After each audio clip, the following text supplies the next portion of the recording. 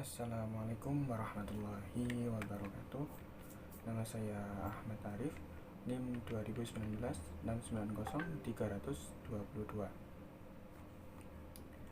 Baik, di sini saya akan menjawab soal ujian tengah semester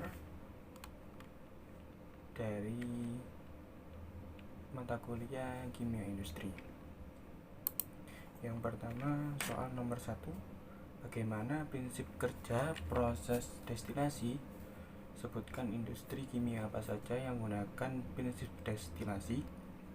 Jawaban saya, prinsip dari destilasi yaitu memanfaatkan perbedaan rumus titik didih dari komponen campuran untuk dapat terpisah. Dalam destilasi akan dilakukan proses pemanasan dengan suhu tertentu, di mana penentuan suhu tersebut didasarkan pada titik didih komponen yang akan dipisahkan.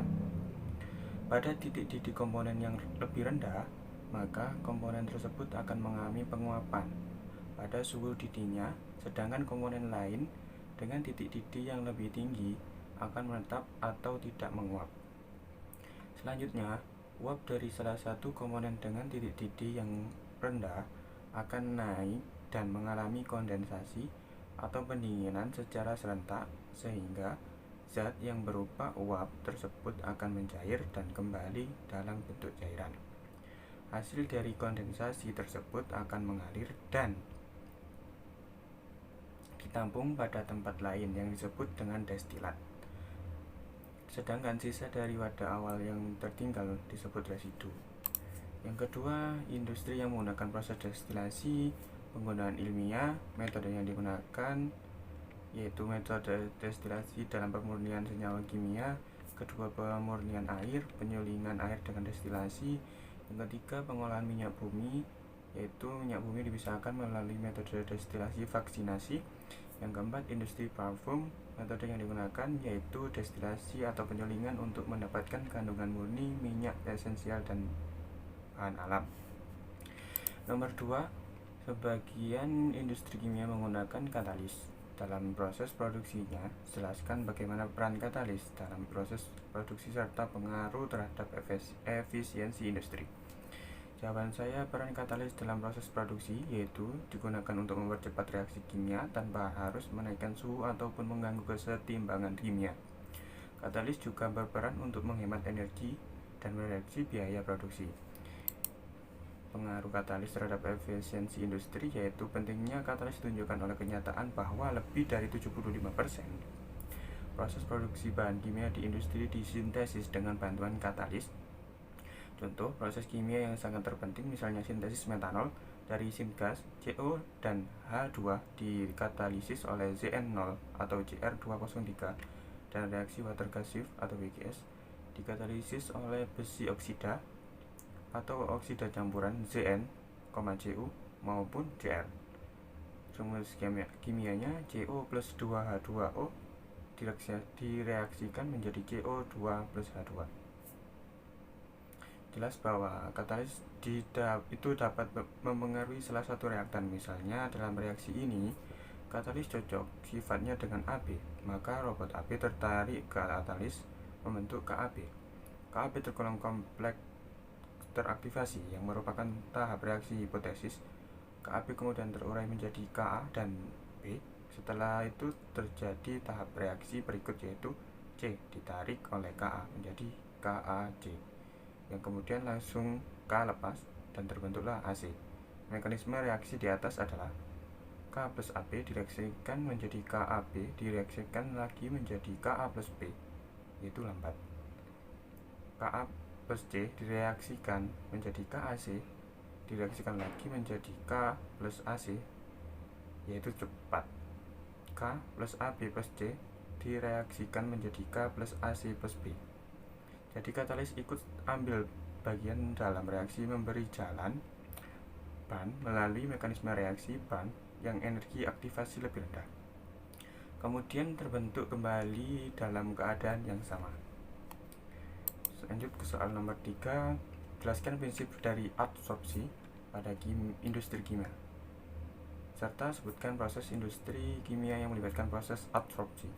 Terjadinya adsorpsi dikarenakan adanya ketidakstabilan atau dalam bahasa ilmiahnya dinamakan residual force pada permukaan suatu zat adsorbent, di mana adanya kestabilan itu membuat kecenderungan berikatan dengan zat lain yang cocok untuk mencapai kestabilan.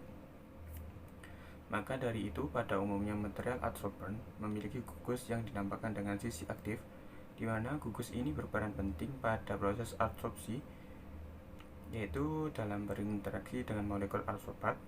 Selain adanya interaksi ini, adsorpsi juga bisa disebabkan karena keberadaan rongga atau pori pada material adsorbent.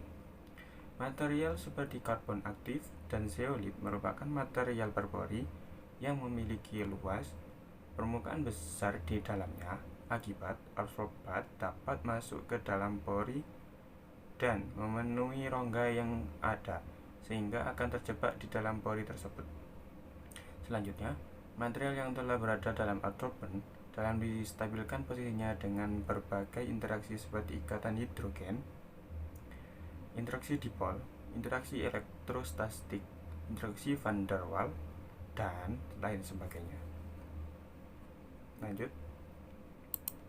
proses industri kimia yang melibatkan proses absorpsi, penyerap racun dari norit, yang kedua penjernih air dari tawas, yang ketiga penghilang logam berat. Soal nomor 4, jelaskan prinsip absorpsi pada industri kimia serta sebutkan proses industri kimia yang melibatkan proses absorpsi. Prinsip dasar absorpsi adalah memanfaatkan besarnya disuivitas molekul-molekul gas pada larutan tertentu dan dapat dilakukan pada gas-gas atau cairan yang relatif berkonsentrasi rendah maupun yang berkonsentrasi tinggi atau konsentrat. Contoh industri kimia yang melibatkan proses absorpsi yaitu absorpsi gas CO2 dengan larutan MEA, NaOH, K2CO2 dan sebagainya. Lanjut ke nomor 5. Jelaskan diagram alir proses pembuatan asam sulfat dan jelaskan reaksi yang terjadi pada proses tersebut. Di sini saya sudah menampilkan gambar tentang pembuatan asam sulfat. Di sini ada keterangannya juga, belerang dibakar dengan udara membentuk belerang dioksida.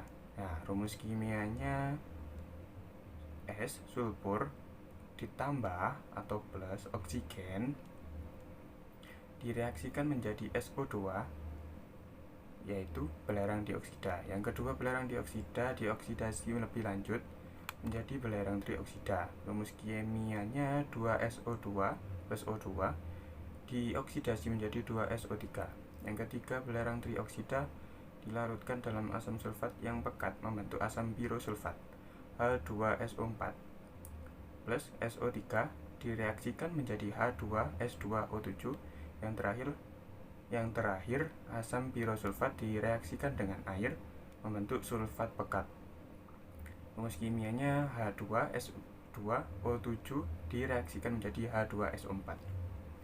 Sekian jawaban UTS Kimia Industri dari saya. Saya ucapkan terima kasih. Wassalamualaikum warahmatullahi wabarakatuh.